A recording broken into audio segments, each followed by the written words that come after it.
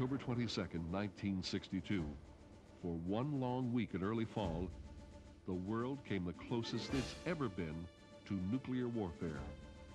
What came to be known as the Cuban Missile Crisis began when the United States discovered the presence of Soviet-built missile bases on the island of Cuba.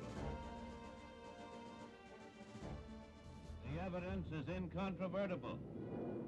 Aerial cameras in American military reconnaissance planes made remarkable photographs, such as this one of a medium-range ballistic missile base, which documents the Soviet offensive buildup in Cuba. The Defense Department says there are 8 to 10 missile bases in Cuba. The threat of a nuclear-armed Cuba was quickly recognized. Cabinet members, military and congressional leaders were summoned to meet with President John F. Kennedy.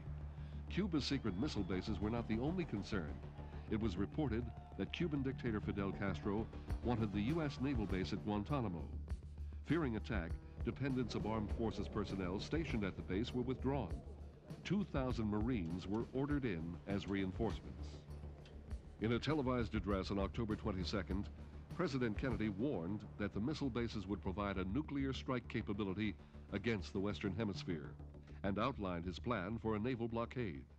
To halt this offensive buildup, a strict quarantine on all offensive military equipment under shipment to Cuba is being initiated.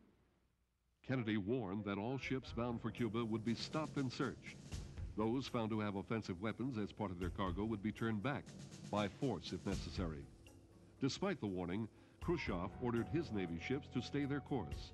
The world anxiously watched as the high-powered showdown continued, with all-out nuclear disaster hanging in the balance. America held its collective breath as the president reiterated what was at stake.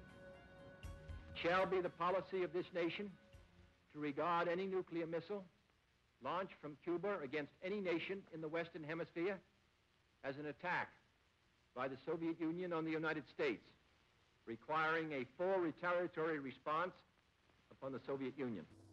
As the Soviet ships with their nuclear missiles cruised full steam ahead towards the U.S. naval blockade, the world braced itself for a deadly confrontation. In Washington, Kennedy's staff worked round the clock in an effort to prevent an inevitably devastating war. Due to the dire nature of the standoff, the president requested an emergency meeting of the United Nations. General Outhant seeks to mediate the U.S.-Soviet crisis.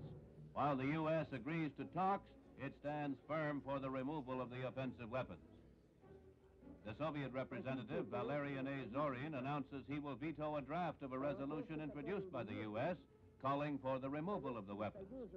In Washington, the Organization of American States lines up almost unanimously behind President Kennedy's call for the blockade. This extraordinary session demonstrates the greatest Western Hemisphere solidarity since World War II. Fearing that Khrushchev might give in to the increasing international pressure and abandon Cuba, Fidel Castro mobilized thousands of Cuban troops. As Castro was fighting to keep his new missiles, Khrushchev unexplainably relented to Kennedy's unflinching stance. In the 11th hour, the president received word that the Soviet premier agreed to all of his demands. The Soviet ships would turn back. As quickly as the crisis had begun, it was over. The Soviet leader had tested his younger counterpart and realized that Kennedy would not back down. In a test of wills, the world's two superpowers had squared off. And in the end, the Soviet Union blinked first. Our goal is not the victory of might, but the vindication of right.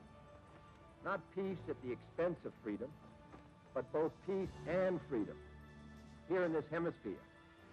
And we hope around the world. God willing, that goal will be achieved.